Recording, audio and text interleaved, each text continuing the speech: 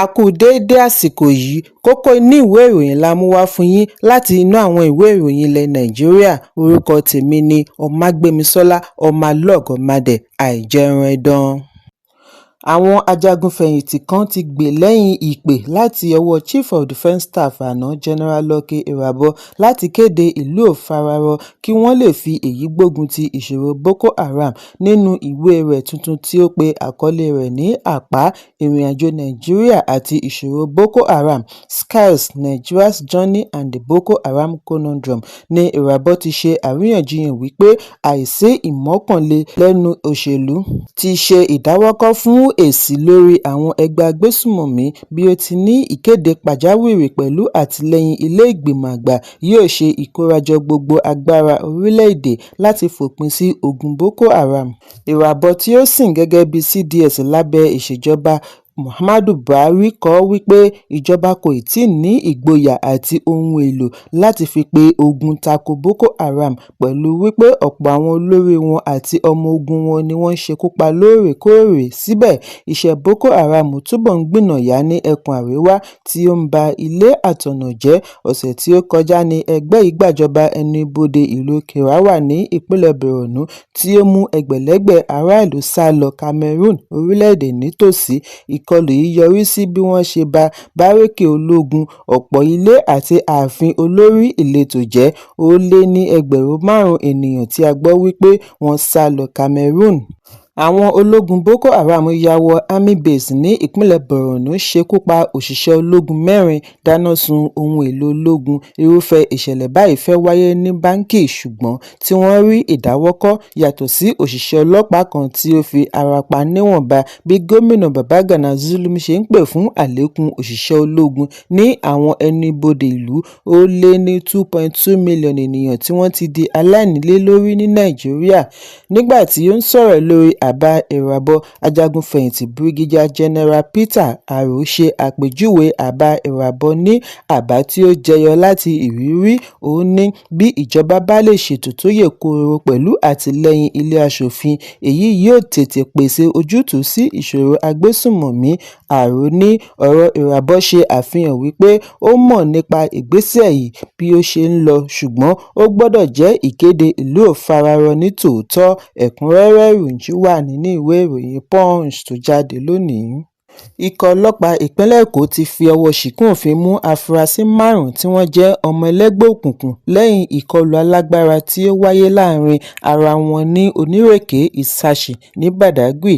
Alukoro ọlọ́pàá ìpínlẹ̀ SP Abímbọ́lá Adébísí fìdí ìṣẹ̀lẹ̀ yìí múlẹ̀ nínú àtẹ̀jáde àná. Ó ní afurasí tí ọjọ́ orí wọn wà láàrin 28 sí 43 43 ní ọwọ́ bà tí wọ́n fi dènà ìkọlù mìíràn tí àlàáfíà fi jọba nílùú. Adébísí ṣàlàyé wípé ọlọ́pàá fèsì sí ìpè pàjáwìrì láàrin aago 10 alẹ́ ọjọ́ àbámẹ́ta lórí ẹ̀sùn ìkọlù orogún láàrin àwọn ọmọ ẹlẹ́gbẹ́ òkùnkùn ní Onírèké àti Ìsàsì. Iléeṣẹ́ ìròyìn NAN jábọ̀ wípé lójú ẹsẹ̀ tí ikọ̀ ọlọ́pàá dé ibi ìṣẹ̀lẹ̀ ni wọ́n kó àwọn 3 dìgbàdìgbà re ilé ìwòsàn, ṣùgbọ́n ó ṣeni láàánú wípé ọ̀kan nínú wọn di olóògbé ní ilé ìwòsàn gbogbogbò Badagry tí wọ́n kó wọn lọ.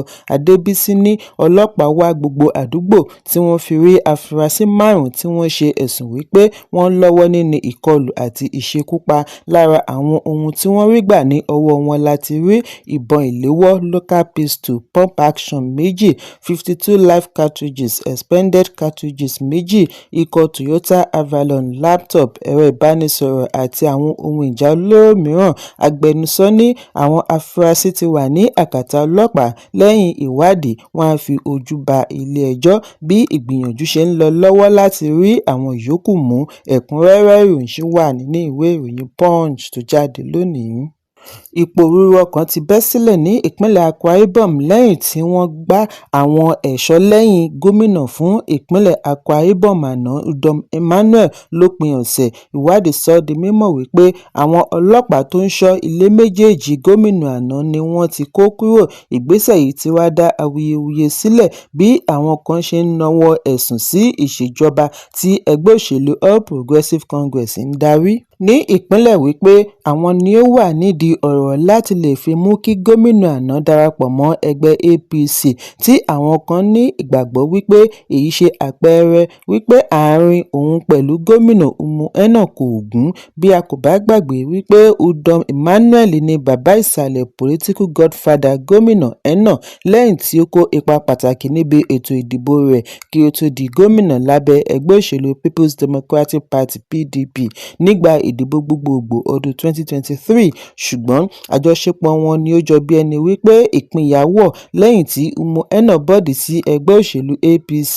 Láti ìgbà náà ni bàbá ìsàlẹ̀ rẹ̀ ti dákẹ́ tí ó ń tẹ̀síwájú pẹ̀lú PDP, ṣùgbọ́n wọ́n ní gbogbo ìgbésẹ̀ PDP láti ṣiṣẹ́ lórí àti rí ipò wọn múlẹ̀ síwájú ìdìbò ọdún 2027 ni wọ́n ní ó jẹ́ ìpèníjà fún ìṣèjọba APC. Ìdí nìyí tí wọ́n fi ń wá ìṣubú rẹ̀. Nínú àtẹ̀jáde tí ìjọba ìpínlẹ̀ Imo gbé jáde láti ọwọ́ kọmíṣánná fún ìròyìn Anekan Umana ni wọ́n ti sẹ́ lórí ẹ̀sùn bí wọ́n ti ṣe àpèjúwe rẹ̀ ní ìròyìn aṣinilọ́kàn wípé àwọn kò pàṣẹ kí wọ́n kó ọlọ́pàá kúrò ní ẹ̀yìn gómìnà àná, wọ́n mọ̀ọ́mọ̀ ṣe àgbélẹ̀rọ irọ́ láti fi ṣi aráàlú lọ́kàn ni. Nítorí kọmíṣánná ọlọ́pàá nìkan ni ó ní agbára lábẹ́ òfin kì í ṣe gómìnà. Ẹ̀kúnrẹ́rẹ́ ìròyìn wà nínú ìwé ìròyìn Daily Post tó jáde lónìí. Ọjọ́ Àbámẹ́ta ni àwọn ọmọ Nàìjíríà tí wọ́n fi ilẹ̀ United States ṣebùgbé yí ìlú New York padà sí oríṣiríṣi àwọ̀ pẹ̀lú orin àti ìlú bí wọ́n ti ṣe ayẹyẹ ọjọ́ òmìnira Nàìjíríà fún ti ọdún 2025 pẹ̀lú parade àti carnival. Ẹgbẹ̀lẹ́gbẹ̀ ọmọ Nàìjíríà àti ọ̀rẹ́ wọn ni wọ́n kó papọ̀ jákèjádò orílẹ̀-èdè US láti ṣe ayẹyẹ. Ayẹyẹ yìí bẹ̀rẹ̀ láti òpópónà East 38th Street títí dé East 24th Street lójúnà Madison Avenue bí ó ti di gbogbo pópó. Ẹgbẹ́ Organization for the Advancement of Nigerians (OAN) ni ó darí ètò pẹ̀lú àjọṣepọ̀ Consulate General of Nigeria àti àwọn ẹgbẹ́ mìíràn. Oríṣiríṣi ẹgbẹ́ ni wọ́n ṣe ìwọ́de títí kan ẹgbẹ́ onígbàgbọ́ àti ọ̀dọ́. Aṣọ ìbílẹ̀ tí wọ́n kó sí jẹ́ ìwúrí bí èrò ṣe ń pàtẹ́wọ́ fi yẹ́ wọn sí lójú pópó. Lára àwọn àlejò pàtàkì tí ó wà níbi ayẹyẹ yìí láti rí Consul General of Nigeria ní New York Ambassador Abubakar Jida, UN Deputy Secretary General Amina Mohammed, Adelé Ambassador Nigeria sí US Ambassador Samson Itegboji àti bẹ́ẹ̀ bẹ́ẹ̀ lọ. Ìlúmọ̀ọ́ká olórin Nàìjíríà Bella Shmurda ni ó fi orin dá wọn lára yá nígbà tí ó ń fèsì. Jida kí ọmọ Nàìjíríà kú oríire ní ilẹ̀ òkèèrè bí ó ti gbóríyìn fún àwọn tí ó ṣe àgbékalẹ̀ ètò lórí bí wọ́n ṣe ń pa ètò yìí mọ́ láti ọdún 1991 láì yẹsẹ̀. Ó ní àwòrán wa jẹ́ okun wa. Ọdún márùndínláàádọ́rin 65 ọdún òmìnira yẹ ọdún tí wọ́n ṣe ayẹyẹ lé lórí pẹ̀lú gbogbo ìpèníjà pàápàá jùlọ ní ilẹ̀ US. Ẹ̀kúnrẹ́rẹ́ ìròyìn wà nínú ìwé ìròyìn Vanguard tó jáde lónìí. Ìrọ̀lẹ́ ọjọ́ Àbámẹ́ta ni gómìnà ìpínlẹ̀ Èkó Babájídé Sanwó-Olú gbóríyìn fún ìlú Èkó bí ó ti di ìlú àkọ́kọ́ láfíríkà láti ṣe àgbékalẹ̀ E1 Electric Power Boat Race E1 Lagos GP ọkọ̀ ojú omi pẹ̀lú ìmọ̀ ẹ̀rọ ìgbàlódé bí ó ti ṣe àpèjúwe rẹ̀ ní àṣeyọrí ńlá, iṣẹ́ tuntun àti ìrónilágbára ọ̀dọ́. Lórí ẹ̀rọ abánidọ́rẹ̀ẹ́ X ni gómìnà ti dúpẹ́ lọ́wọ́ Ààrẹ Bọ́lá Tinubu fún ọ̀rọ̀ ìyànjú rẹ̀. Sanwó-Olú ṣàlàyé wípé ìlú Èkó náà ti darapọ̀ mọ́ àwọn ìlú bíi Monaco, London àti Venice lórí e-calendar.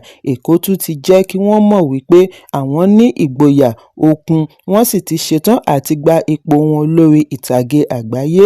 Ìdíje Championship tí ó bẹ̀rẹ̀ ní ọjọ́ Ẹtì pẹ̀lú boat regatta tí ó ṣe àfihàn ẹwà ìpínlẹ̀ Èkó lórí omi ni ó wá sópin lánàá ní Lagún Victoria Island.